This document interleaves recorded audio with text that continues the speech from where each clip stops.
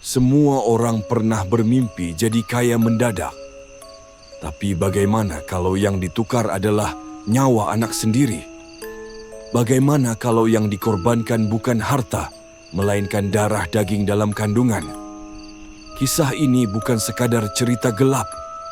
Ini adalah kesaksian nyata dari seorang ibu yang nyaris menyerahkan bayinya dalam sebuah ritual pesugihan mengerikan bernama bayi bajang. Dan semua bermula dari tawaran 6 miliar rupiah. Setiap tempat punya rahasia. Setiap orang menyimpan kisah yang tak pernah diceritakan. Disinilah semua itu bermula. Selamat datang di channel Otak Horor. Ceritanya kita mulai sekarang. Rina datang dengan wajah lelah dan mata sembab. Ia sedang hamil 7 bulan. Namun alih-alih bercerita tentang kebahagiaan menjadi calon ibu, Rina datang membawa cerita tentang janin yang bisa ditukar dengan uang. Ya, janin, bayi dalam kandungan yang bisa dijual melalui sebuah ritual pesugihan. Nilainya 6 miliar rupiah. Kamu tahu kalau janin 7 bulan bisa dapat 6 miliar? Ujar Rina dengan suara rendah, menatap lantai. Siti nyaris tertawa, menganggap itu lelucon yang keterlaluan. Tapi raut wajah Rina tak menunjukkan bahwa ia sedang bercanda. Matanya kosong, kakinya gemetar. Sungguh, aku udah dikasih tahu caranya. Ada orang yang bisa bantu. Katanya, kalau kamu hamil 2 bulan, kamu bisa dapat 2 miliar. Siti terdiam. Hidupnya sedang kacau. Hubungannya dengan ayah si jabang bayi tidak jelas. Belum ada ikatan pernikahan dan tekanan ekonomi terus menghimpit. 2 miliar. Terdengar seperti solusi dari semua masalahnya. Tapi ada yang mengganjal di hatinya. Ia tahu ada yang salah. Namun logika dan rasa takut tak selalu sejalan. Beberapa hari kemudian, Siti mencoba mencari informasi sendiri. Ia berpura-pura menelpon seorang teman lama yang pernah tinggal di Raja Galuh. Tapi yang ia dapatkan hanyalah jawaban samar dan ketakutan. Jangan main-main sama tempat itu, Sid. Orang yang kesana nggak semuanya pulang dengan utuh. Ucapan itu menghantui Siti hingga malam menjelang. Malam Kamis itu, Rina datang menjemput. Mereka pergi menuju rumah seorang wanita paruh baya yang dikenal dengan nama Busri. Rumah Busri terletak di pinggir kota Cirebon, agak tersembunyi di balik kebun singkong yang luas dan pagar bambu tua yang sudah lapuk. Begitu sampai, mereka disambut bau dupa yang tajam dan suara ayam jago yang berkokok walau hari belum pagi. Siti langsung merasa tidak nyaman. Ia melihat 2 patung batu kecil di sisi pintu. Patung itu menggambarkan anak kecil yang sedang menangis. Ia mencoba mengabaikannya. Busri adalah perantara. Ia bukan dukun, tapi punya koneksi dengan seseorang yang disebut Aki Kuncen. Aki tinggal di pelosok Raja Galuh, tempat ritual pesugihan dilakukan. Busri menyambut mereka dengan suara lembut namun dingin. Sini, duduk dulu. Mau teh manis atau air kelapa muda dari belakang rumah? Siti hanya menggeleng. Ia menatap jam di dinding yang sudah mati. Jarum jam menunjukkan pukul 12. Setelah berbincang sejenak, Busri meminta Rina berdiri. Ia menempelkan telapak tangan ke perut Rina dan memejamkan mata. Kemudian beralih ke Siti. Kalau kamu mau, 2 miliar bisa kamu dapat, kata Busri sambil tersenyum aneh. Saya nggak butuh uang segitu kalau harus kayak gitu caranya, Bu. Tapi rasa penasaran membuat Siti tetap ikut dalam perjalanan menuju Raja Galuh. Tujuannya hanya satu, melihat ritual tersebut secara langsung. Perjalanan menuju Raja Galuh memakan waktu lebih dari 3 jam. Jalanan yang mereka lewati menurun dan berlubang. Di dalam mobil elf tua yang mereka tumpangi, Siti mulai merasakan firasat aneh. Entah mengapa udara terasa berat. Pohon-pohon di pinggir jalan tampak seperti melirik. Seekor kucing hitam tiba-tiba melintas cepat dan nyaris tertabrak. Rina duduk diam sambil memeluk tas kecil. Siti melirik dan melihat tas itu berisi popok bayi, sepotong kain batik, dan botol susu kosong. Anehnya, Rina tak membawa baju ganti sama sekali. Mobil berhenti di sebuah pertigaan yang tidak ada tanda arah. Di sana, seorang wanita tua sudah menunggu mereka. Ia membawa lentera dan membisikkan sesuatu ke telinga sopir. Siti tak bisa mendengar, tapi melihat sorot mata sopir langsung berubah gelisah. "Jangan lihat belakang selama jalan kaki nanti," katanya lirih sebelum turun. Mereka tiba di sebuah rumah terpencil. Rumah Aki Kuncen. Rumah tua, berdinding anyaman bambu yang sudah menghitam dimakan waktu. Hanya ada 2 rumah di daerah itu, dan yang satunya kosong. Suasana gelap, tidak ada listrik. Penerangan hanya dari lampu sempor dan lilin. Bahkan jangkrik pun tidak berbunyi malam itu. Siti mencatat semuanya dalam diam. Setiap sudut rumah seolah menyimpan rahasia yang tak boleh dibuka. Tapi ia sudah terlanjur sampai di dalam. Aroma dupa makin menusuk ketika mereka memasuki ruang tengah rumah Aki. Di dinding tergantung foto-foto hitam putih, beberapa di antaranya pudar, menunjukkan sosok-sosok yang tatapannya kosong. Di tengah ruangan ada meja pendek, dipenuhi kemenyan, kelapa ijo, bunga 7 rupa, dan boneka bayi dari kain lusuh yang tampak usang dan kotor. Tirai bambu di sudut rumah bergoyang pelan. Sesosok pria tua perlahan muncul dari balik tirai itu. Dialah Aki Kuncen. Tubuhnya kecil, kurus, dengan kulit legam penuh keriput. Ia berjalan dengan tongkat panjang, dan setiap langkahnya disertai derit lantai kayu. Mata Aki tajam, seperti mampu menembus isi kepala siapapun yang ditatapnya. Ia berhenti di depan Siti dan menatap lama ke arah perutnya. Anak ini masih bersih, tapi kalau dibuka sekarang, belum tentu kuat. Gumam Aki tanpa diminta. Siti menunduk, hatinya bergemuruh. Ia ingin lari, tapi tubuhnya seperti membeku. "Kamu mau ikut?" tanya Aki tiba-tiba. "Tidak, Ki. Saya cuma menemani." Yang datang kemari tidak pernah hanya menemani. Siti tidak menjawab. Ia merasa pandangannya mulai berkunang.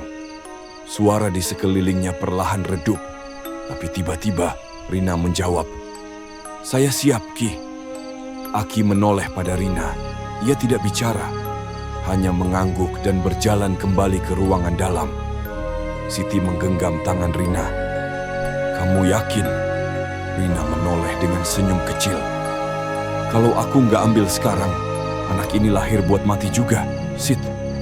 Mending sekalian, aku dapat sesuatu." Jawaban itu menusuk hati Siti.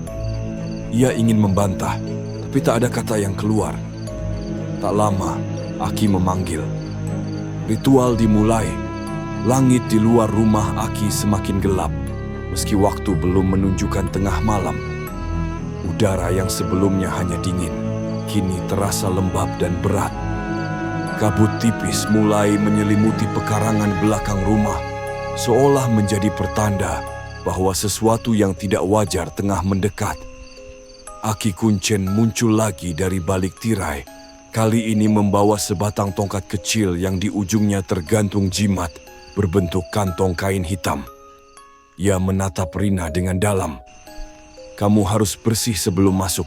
Ikuti istriku," ucap Aki pelan namun tegas. Istri Aki, seorang wanita tua yang sejak tadi duduk tanpa suara di sudut ruangan, tiba-tiba berdiri. Gerakannya lambat, tapi ada semacam aura mengancam dalam sikapnya. Ia memanggil Rina untuk mengikutinya ke belakang rumah. Siti ragu sejenak, lalu ikut berjalan beberapa langkah di belakang mereka. Ia tidak berniat ikut campur, tapi rasa khawatirnya pada Rina membuatnya tak bisa hanya diam.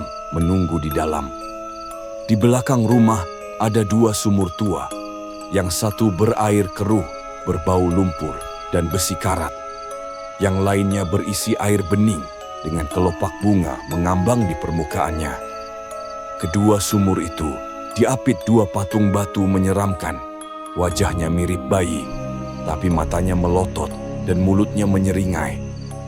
Istri Aki membuka botol tanah liat dan menuangkan cairan hitam ke atas kepala Rina. Ia lalu memerintah, lepaskan semuanya. Rina menanggalkan semua pakaiannya dengan tangan gemetar.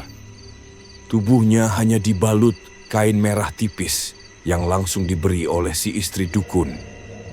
Kain itu seperti tak cukup menutup tubuhnya, dan malam yang dingin membuatnya menggigil. Masuk ke sumur ini, yang ditunjuk adalah sumur berair keruh.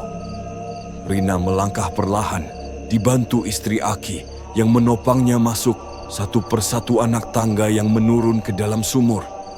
Begitu tubuhnya menyentuh air, ia meringis kesakitan. Airnya seperti asam, bisik Rina ke arah Siti yang hanya bisa mematung. Istri Aki mulai melafalkan sesuatu. Bahasanya aneh, bukan bahasa Jawa biasa. Nada bicaranya datar, tapi sesekali berubah mendesis seperti ular. Ia mengguyurkan air dari tempayan ke kepala Rina, lalu menyiram perut Rina berulang kali dengan air yang telah dicampur abu dan potongan daun. Siti merasa mual. Ia mencium bau amis yang menyengat dari arah sumur, tapi bukan amis ikan atau darah. Lebih mirip seperti daging busuk yang sudah lama dikubur. Di sekeliling mereka, kabut semakin menebal. Siti mengucek matanya. Dari balik kabut, ia mulai melihat sosok lain berdiri di antara pohon pisang. Sosok kecil, seperti anak-anak, telanjang bulat dan wajahnya penuh luka. Mereka tidak bergerak, hanya memandangi. Siti mundur 1 langkah. Matanya kini menangkap sosok lain. Wanita berambut sangat panjang, berdiri di belakang sumur, menunduk. "Jangan nengok ke belakang." Suara lembut Aki tiba-tiba muncul dari sampingnya. Siti tersentak. Ia bahkan tidak mendengar langkah Aki. "Kamu lihat sesuatu ya?" Siti tidak menjawab.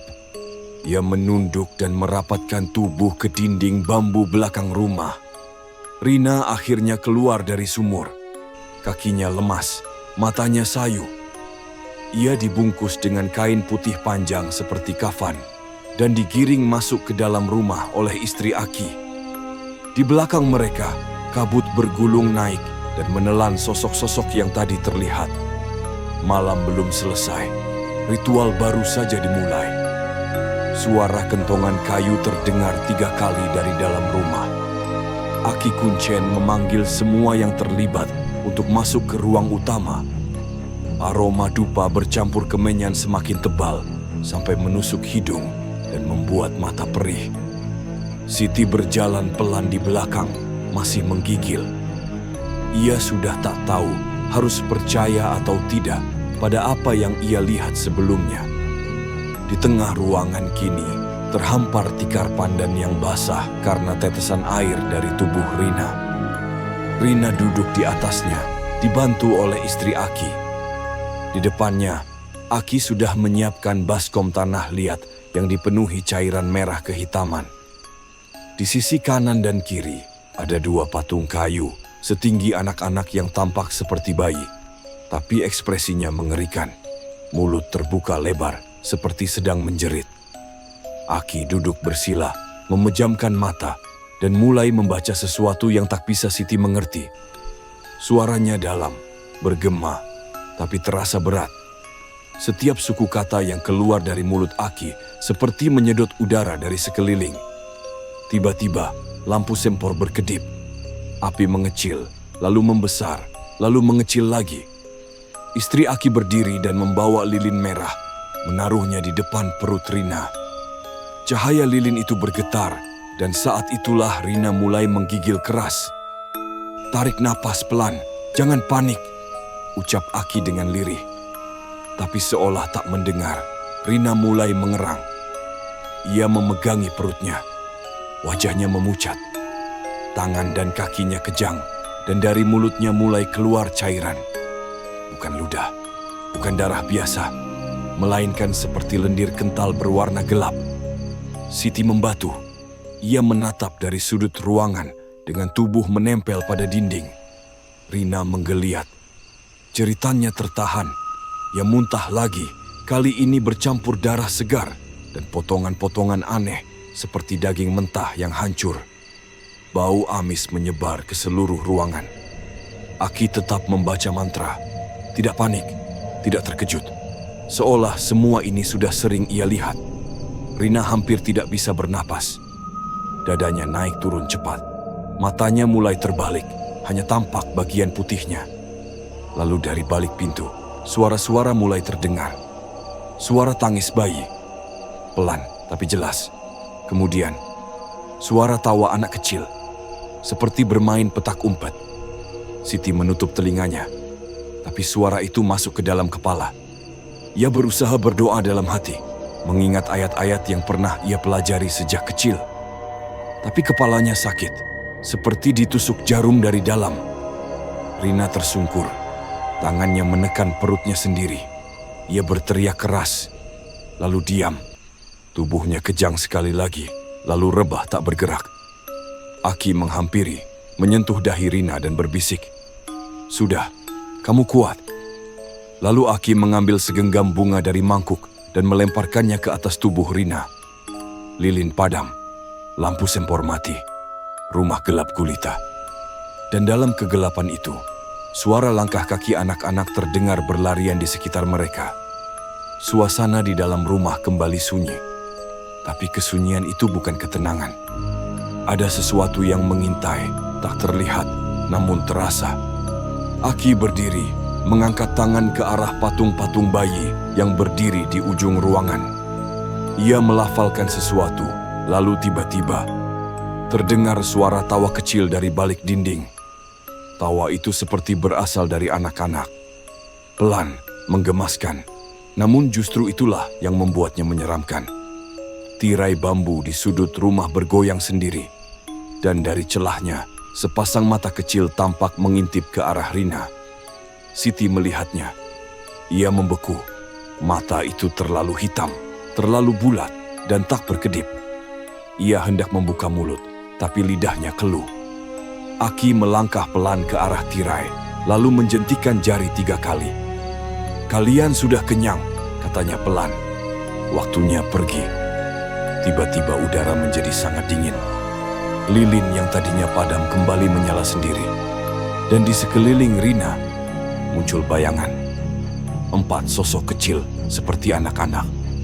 Tubuh mereka kurus, kulitnya keabu-abuan, dan matanya kosong. Mereka duduk melingkari tubuh Rina, menyentuh perutnya pelan-pelan, seolah mengelus janin yang ada di dalamnya. Rina terbangun seketika. Ia menjerit, memegangi perutnya dan mencoba bangkit. Tapi tubuhnya lemah. Ia menatap ke arah makhluk-makhluk itu dan berteriak, ambil aja semuanya, tapi jangan ganggu aku lagi." Siti menjerit dan berlari ke sudut ruangan. Ia tak tahan lagi. Ia tak ingin melihat ini. Aki hanya berdiri diam, lalu membakar segumpal kain hitam dan melemparkannya ke tengah lingkaran. Makhluk-makhluk itu menghilang seketika. Suasana menjadi hening lagi. Tapi bau sangit kain terbakar menyebar ke seluruh ruangan. Rina terdiam. Ia menangis. Tapi anehnya, tidak ada air mata. Beberapa menit kemudian, istri Aki datang membawa sebuah kotak kayu kecil. Di dalamnya ada segepok uang tunai dan selembar kertas bertuliskan nama Rina.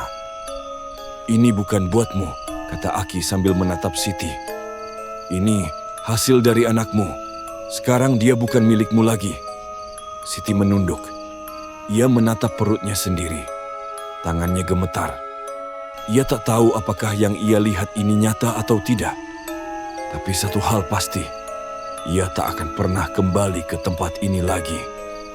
Perjalanan pulang terasa jauh lebih lama dari sebelumnya. Siti duduk diam sepanjang jalan, memeluk perutnya sendiri. Rina di sampingnya memegang kotak kayu berisi uang, tapi tak sepatah kata pun keluar dari bibirnya. Pandangannya kosong menatap keluar jendela, seperti jiwanya tertinggal di rumah Aki. Sopir tidak memutar musik, tidak menyalakan lampu kabin. Hanya suara mesin dan derit jalan berbatu yang menemani mereka menembus malam. Setibanya di Cirebon, Siti langsung minta turun lebih dulu. Ia tidak sanggup melihat wajah Rina terlalu lama. Ada sesuatu yang berubah dalam diri Rina. Sesuatu yang tak bisa dijelaskan. 3 minggu kemudian, kabar buruk itu datang. Siti mendapat telepon dari seorang tetangga Rina. Katanya, Rina dilarikan ke rumah sakit setelah mengalami pendarahan hebat saat hendak melahirkan. Siti langsung menuju rumah sakit, tapi semuanya sudah terlambat. Rina meninggal di ruang bersalin. Bayi yang ia lahirkan tidak pernah menangis. Menurut perawat yang membantu proses persalinan, bayi itu keluar dalam kondisi tidak wajar. Tubuhnya kecil, kulitnya pucat keabu-abuan, dan matanya tidak terbentuk sempurna. Tidak ada denyut, tidak ada tangisan. Hanya bau anyir menusuk yang memenuhi ruangan. Dokter menyebutnya kegagalan kehamilan akibat infeksi rahim. Tapi bagi Siti, itu lebih dari sekadar medis. Di pemakaman, hanya ada sedikit orang. Siti berdiri paling belakang, memandangi tanah merah yang menutup jasad Rina. Angin bertiup pelan, dan entah mengapa, Siti merasa ada yang mengawasinya dari balik pohon. Malam harinya Siti bermimpi. Ia berada di rumah Aki lagi, di tengah ruangan, sendirian. Tapi di sekelilingnya sosok-sosok kecil itu berdiri, dengan tatapan kosong dan tangan yang mengarah ke perutnya. Ayahmu belum menyerahkanmu. Siti terbangun sambil memegang perutnya. Tangannya basah oleh keringat. Ia mendengar suara bayi menangis dari dapur, padahal rumahnya sepi. Ia menangis tanpa suara. Dan malam itu ia berjanji, ia akan menjaga anaknya, apapun risikonya.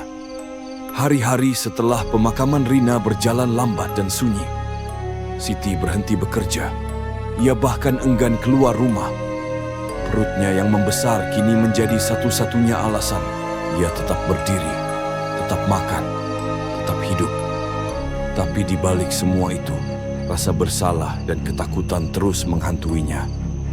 Setiap malam, suara-suara aneh terdengar di rumah kontrakannya. Kadang suara ketukan dari lemari kosong, kadang suara langkah kaki kecil yang berjalan di ubin, dan kadang suara bayi menangis dari kamar mandi. Siti sudah mencoba berbagai cara, menyalakan doa ruqyah, membacakan ayat-ayat pelindung. Tapi suara-suara itu tidak pernah benar-benar hilang. Suatu malam, ia melihat bayangan di cermin. Bayangan seorang wanita dengan kain putih lusuh, menggendong sesuatu yang menggeliat dalam selendang. Wajah wanita itu pucat, matanya bolong, dan bibirnya sobek hingga ke pipi. "Kenapa kamu bawa dia? Kalau tidak kamu serahkan." Bayangan itu lenyap seketika saat Siti membaca ayat kursi dengan suara gemetar. Tapi malam itu, janinnya bergerak sangat keras, seperti gelisah. Siti mulai menuliskan pengalamannya dalam buku harian. Ia tidak tahu apakah ada orang yang akan percaya, tapi ia butuh menuangkan semuanya. Dari pertemuan dengan Rina, perjalanan ke Raja Galuh, sampai ke suara-suara yang kini datang setiap malam. Ia juga mulai rajin ke pengajian, mengunjungi ustaz, bertanya tentang cara melindungi diri dan kandungan dari gangguan gaib. Beberapa ustaz bilang bahwa apa yang menempel padanya bukan jin biasa. Itu adalah penunggu warisan, makhluk yang sudah terikat kontrak darah dan hanya bisa dilepaskan dengan pengorbanan setara. Tapi Siti tidak ingin mengorbankan siapapun. Ia mulai rutin berdoa tiap malam, menyalakan lampu sepanjang waktu, memutar murotal Al-Quran, dan setiap kali ia merasa takut, Ia menatap cermin dan mengingat satu hal. Rina sudah tiada. Anaknya tidak menangis, tapi anak Siti masih hidup dan ia tidak akan membiarkan makhluk manapun mengambilnya. 3 tahun telah berlalu. Siti kini tinggal di kota kecil bersama putranya, Rayyan. Anak itu tumbuh sehat, pintar, dan ceria. Tapi ada satu hal yang tidak pernah berubah. Setiap malam Jumat, Rayyan berbicara sendiri. Kadang ia tertawa, kadang ia seolah sedang menggendong sesuatu, dan kadang ia berkata pelan, "Bunda, kakak-kakak yang dulu itu baik. Mereka nggak marah lagi sekarang." Siti hanya bisa memeluk Rayyan erat, menangis dalam hati, dan berdoa, semoga semua kutukan itu sudah berakhir. Terima kasih sudah menonton video dari awal sampai akhir. Jangan lupa like, komen, subscribe, dan jangan lupa nyalakan loncengnya supaya tidak ketinggalan cerita seram lainnya.